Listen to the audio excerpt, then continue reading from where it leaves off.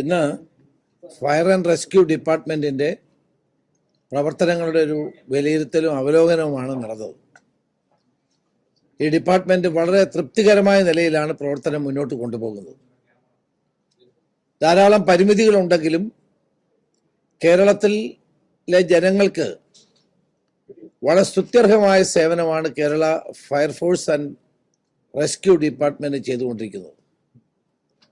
എവിടെയെങ്കിലും ഒരു തീപിടുത്തമുണ്ടായാലോ, വെള്ളപ്പൊക്കമുണ്ടായാലോ, പ്രകൃതി ദുരന്തമുണ്ടായാലോ അവിടെയെല്ലാം ഫയർഫോഴ്സിൻ്റെ സേവനം ഇന്ന് നല്ല നിലയിൽ ലഭിച്ചു വരുന്നുണ്ട്.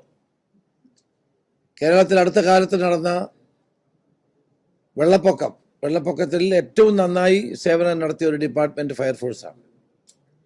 അതുപോലെ മേജറായി വരുന്ന തീപിടുത്തങ്ങൾ കോഴിക്കോട് ജയലക്ഷ്മി നടന്നതാണെങ്കിലും, എറണാകുളത്ത് നമ്മുടെ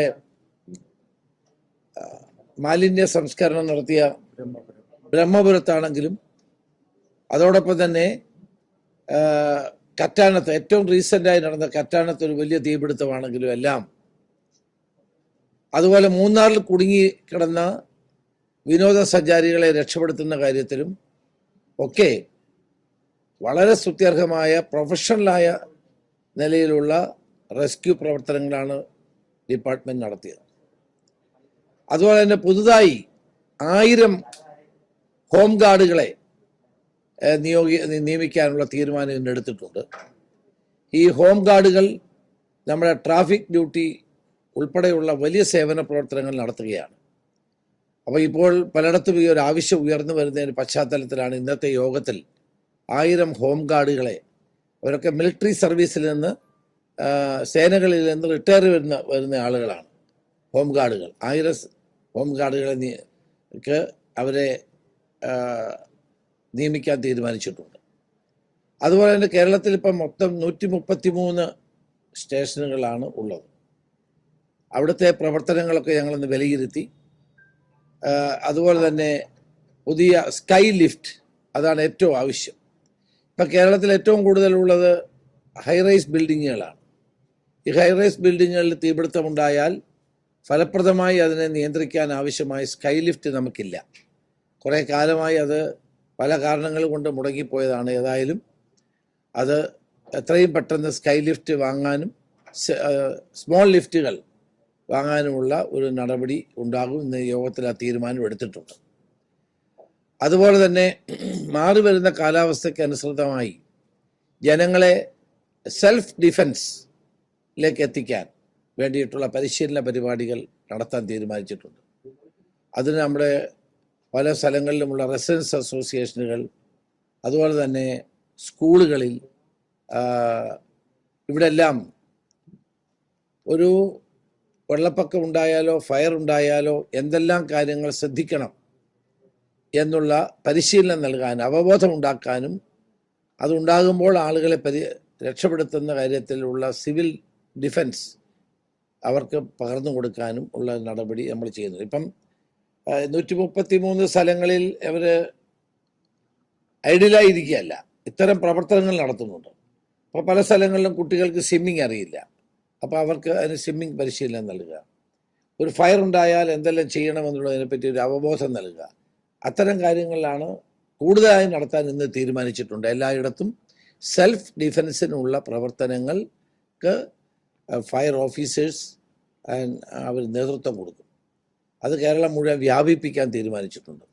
ഇപ്പം നമ്മുടെ ആളുകളൊക്കെ മിക്കവാറും ഫ്ലാറ്റുകളിലാണ് താമസം. അവർക്കൊന്നും നീന്തൽ സൗകര്യങ്ങളോ മറ്റു കാര്യങ്ങളോ ഇല്ല.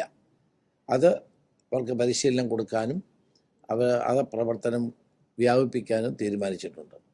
ഫയർഫോഴ്സിൻ്റെ മൊത്തത്തിലുള്ള പ്രവർത്തനം ആധുനികവൽക്കരിക്കാനുള്ള ഒരു കർമ്മ പദ്ധതിക്ക് ഗവൺമെൻറ് രൂപം നൽകും. ഇന്ന് ഡിപ്പാർട്ട്മെൻറ്റുമായിട്ട് അത്തരം കാര്യങ്ങൾ സംസാരിച്ചു.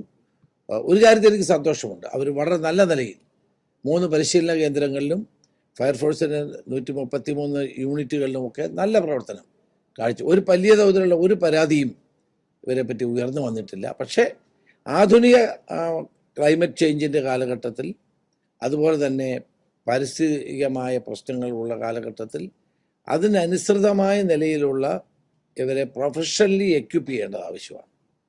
കുറേ കൂടി പ്രൊഫഷണലായിട്ട് അവരുടെ പ്രവർത്തനങ്ങൾ അപ്ഗ്രേഡ് ചെയ്യത്തക്ക നിലയിലുള്ള പ്രവർത്തനങ്ങളുമായിട്ട് മുന്നോട്ട് പോകാനാണ് തീരുമാനിച്ചിട്ടുള്ളത്. ശ്രീ നിതിൻ അഗർവാളിൻ്റെ നേതൃത്വത്തിൽ നല്ല പ്രവർത്തനം ഇന്ന് ഫയർഫോഴ്സ് കാഴ്ചവെക്കുന്നുണ്ട്. അതിൽ ഞാൻ പൂർണ്ണ സംതൃപ്തി പ്രകടിപ്പിക്കുകയാണ്. ഇനിയും അവരുടെ നേരിടുന്ന കുറച്ച് പ്രശ്നങ്ങളുണ്ട്, അതെല്ലാം ഗവൺമെൻറ് തലത്തിൽ ചർച്ച ചെയ്ത് പരിഹരിച്ച് മുന്നോട്ട് പോകും. ഇതിനകത്ത് ജനങ്ങളുടെ സഹകരണം കൂടുതലായി ഉണ്ടാകേണ്ട ഒരു കാലമാണ്. കാരണം ഒരു തീപിടുത്തം ഉണ്ടായാലോ വെള്ളപ്പൊക്കം ഉണ്ടായാലോ ഒരു മലയിടിച്ചിലുണ്ടായാലോ ഇന്ന് ആദ്യം ഓടിയെത്തുന്നത് ഫയർഫോഴ്സാണ്. പണ്ടൊക്കെ നേവിയുടെ സൗകര്യങ്ങളൊക്കെ നമ്മൾ NDRF ഒക്കെ വരുന്നത്, ഇപ്പം അങ്ങനെയല്ല. ഏറ്റവും ആദ്യം ഓടിയെത്തുന്ന സേവനം നടത്തുന്ന സേന ഫയർഫോഴ്സാണ്. അപ്പോൾ ആ ഫയർഫോഴ്സിനെ കൂടുതൽ ആധുനികവൽക്കരിച്ചുകൊണ്ട് ജനങ്ങളുടെ മാറി വരുന്ന സാഹചര്യത്തിലുള്ള ആവശ്യങ്ങൾ നിറവേറ്റാൻ പര്യാപ്തമാക്കുക എന്നുള്ളതാണ് ഗവൺമെൻറ് ഉദ്ദേശിക്കുന്നത്. ഫയർമാൻമാരെ അതിൻ്റെ കാര്യങ്ങളുണ്ട്, ഇപ്പോൾ പോസ്റ്റുകളുണ്ട്. പക്ഷേ അത്ര കുറച്ച് കൂടുതൽ പോസ്റ്റുകൾ വേണം. കാരണം നമ്മൾ സ്റ്റേഷൻ അനുവദിച്ചാൽ മാത്രം പോരാ, അതിനോടനുബന്ധമായി പോയി സംവിധാനം മെന്നുണ്ടാവണം. അപ്പോൾ അതുകൊണ്ട് ഇപ്പോൾ എല്ലായിടത്തും ഡിമാൻഡുണ്ട് ഫയർ സ്റ്റേഷൻ ആരംഭിക്കാൻ. ഫയർ സ്റ്റേഷൻ ആരംഭിച്ചാൽ ആൾ വേണ്ടേ? അപ്പോൾ അതിന് റിക്രൂട്ട്മെൻറ്റ് വേണം, പോസ്റ്റ് വേണം. ആ പോസ്റ്റ് ഉണ്ടെങ്കിലേ ഫലപ്രദമായി പ്രവർത്തിക്കാൻ കഴിയുള്ളൂ. പലപ്പോഴും അതുകൊണ്ടാണ് ഞാൻ അവരോട് പറഞ്ഞ ഒരു പ്രയോറിറ്റി തീരുമാനിക്കാൻ പറഞ്ഞത്.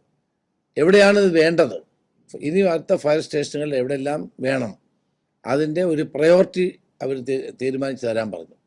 കാരണം ചുമ്മാ ഫയർഫോഴ്സ് ആവശ്യപ്പെട്ടിട്ട് കാര്യമില്ലല്ലോ.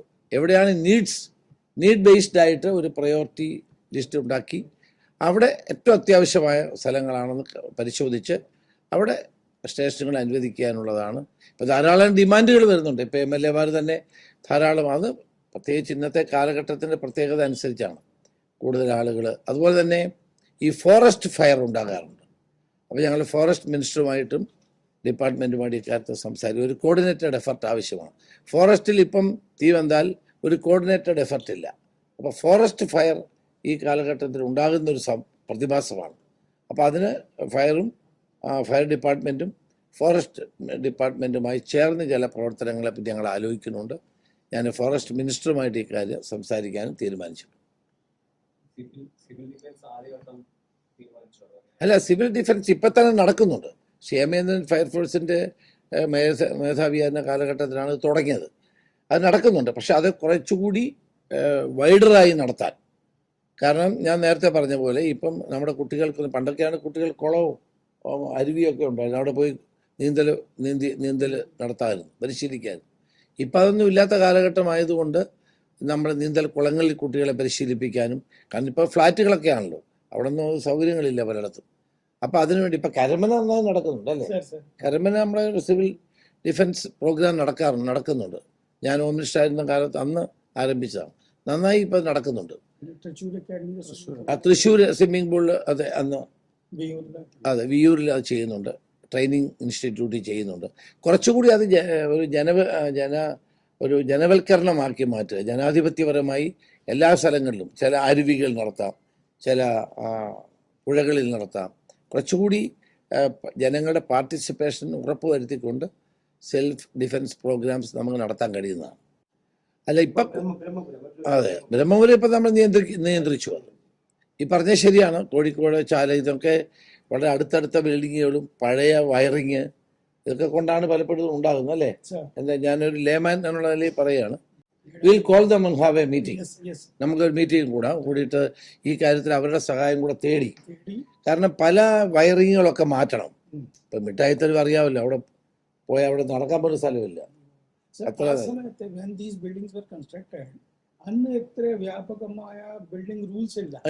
അപ്പോൾ അതുകൊണ്ട് അവർ അടിച്ചടിച്ച് ഉണ്ടാക്കിയിരിക്കും. അല്ല, വളരെ പഴയതായി പോയി. അതുകൊണ്ടാണ് ഫയർഫോഴ്സിന്റെ മോഡേണൈസേഷന്റെ ഭാഗമായിട്ട് അത് വാങ്ങും. കുറച്ച് ഇത് തീരുമാനങ്ങൾ എടുത്തിട്ടുണ്ട്. ഇപ്പം ഫണ്ടിന്റെ അപര്യാപ്തത കൊണ്ടാണ് കുറച്ച്. ഇപ്പം ഫണ്ട് കിട്ടിക്കഴിഞ്ഞാൽ കുറച്ചുകൂടി നല്ല നിലയിൽ ഈ പറഞ്ഞ കാര്യങ്ങളൊക്കെ ചെയ്യാൻ. പിന്നെ ഈ ഹോം ഗാർഡുകൾ ഈ വലിയ ചൂടത്തൊക്കെ നിന്ന് ട്രാഫിക് നിയന്ത്രിക്കുമ്പോൾ അവർക്ക് വെള്ളം കൊടുക്കാൻ, അവരുടെ ഡ്രസ്സ് കുറച്ച് മാറ്റം വരുത്താനൊക്കെയുള്ള തീരുമാനം തന്നെ എടുത്തിട്ടുണ്ട്. എൻ്റെ കയ്യിലൊരു പരാതി ലഭിച്ചു. ഇങ്ങനെ അനർഹരായ ആളുകൾക്കാണ് ഈ നിയമനം നൽകിയത്. അതുകൊണ്ട് ഞാനത് എക്സാമിൻ ചെയ്യാനും, അതുവരെ ഇന്ന് പരിശീലനം തുടങ്ങേണ്ടതായിരുന്നു. ഇന്ന് തൊട്ടുള്ള പരിശീലനം നിർത്തിവെച്ചു. കാരണം അങ്ങനെ അർഹതയില്ലാത്ത ആളുകളെ ASIമാരായി നിയമിക്കാൻ പാടില്ലല്ലോ. അപ്പോൾ അത് പരിശോധിക്കാൻ റിപ്പോർട്ട് തരാനും ഡിപ്പാർട്ട്മെൻറ്റിനോട് ആവശ്യപ്പെട്ടിട്ടുണ്ട്. അതുവരെ പരിശീലനം നിർത്തിവെക്കാനും പറഞ്ഞിട്ട്, യോഗ്യതയില്ലാത്ത ആളുകളെ അത്തരം നിയമനങ്ങൾ ഡയറക്റ്റായി നടത്തുന്നത് ശരിയല്ല എന്നുള്ളതാണ് എൻ്റെ അഭിപ്രായം. അതുകൊണ്ടാണ് നിർത്തിവെക്കാൻ പറഞ്ഞത്.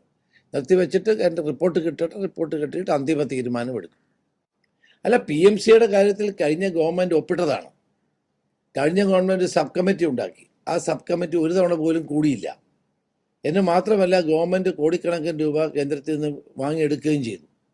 ഒപ്പിട്ടോണ്ടാ കിട്ടിയല്ലോ, ഒപ്പിട്ട് ആ പൈസ കിട്ടത്തില്ലായിരുന്നു.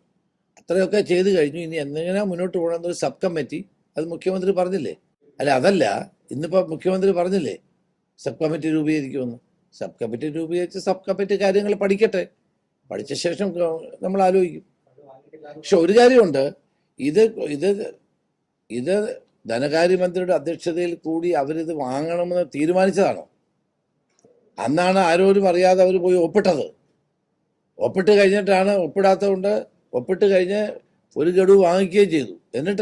എന്നിട്ടാണ് അത് പിന്നെ സബ് കമ്മിറ്റിക്ക് വിട്ടു. ആ സബ് കമ്മിറ്റി ഒരു തവണ പോലും കൂടിയില്ല. അപ്പോൾ ആ ആളുകൾക്ക് ഞങ്ങളുടെ അഭിപ്രായത്തോട് ഞങ്ങളെ കുറ്റപ്പെടുത്താൻ കഴിയില്ല. ഞങ്ങൾ എന്ത് ചെയ്യണം എന്നുള്ളത് കമ്മിറ്റി കൂടി, സബ് കമ്മിറ്റി കൂടി അവരുടെ റിപ്പോർട്ട് വന്ന ശേഷം തീരുമാനിക്കും.